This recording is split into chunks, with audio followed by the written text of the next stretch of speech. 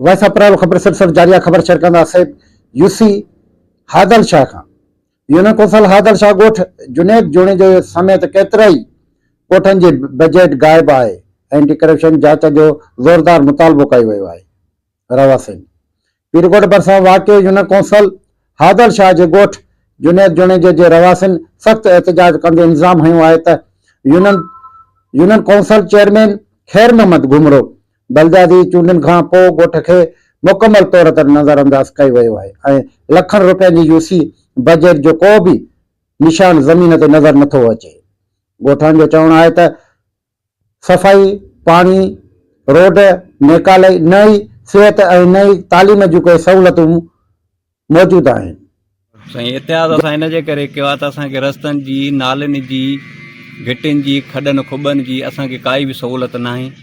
तक़रीबन असांजो ॻोठु 8 साल पोइ ते ई गर्क थियणो हुयो, पर हिननि जेके हाणे यूसी काउंसलर जेके थिया आहिनि अची उन्हनि रहंदो हिन शइ खे गर्क करण जी कोशिशि कई आहे।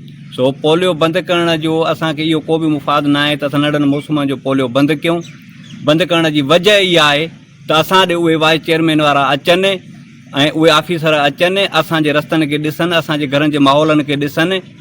असां पोले में को बि एतिराज़ न आहे। केरु ईंदी आहे त बोर्ड लही वेंदी आहे, असां वटि बोर्ड 3 महीना वधीक हलंदी आहे। छाजे करे?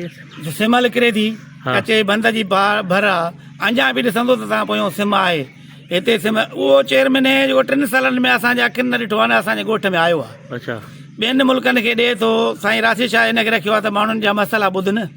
हिते असां वटि तक़रीबन नाबीन आहिनि, अखियुनि खां केतिरा माज़ूर आहिनि, कॾहिं बि कंहिं बि माज़ूर जी हिन कहण न कई आहे। अच्छा, खैर मोहम्मद घुमरो चेयरमैन साहब अल्लाह ख़ुशि रखे साईं राशि शाह खे जंहिं हुनखे मुंतखिब करे असां ॾे मोकिलियो ऐं हुन असांजी काई सार संभाल न लधी आहे।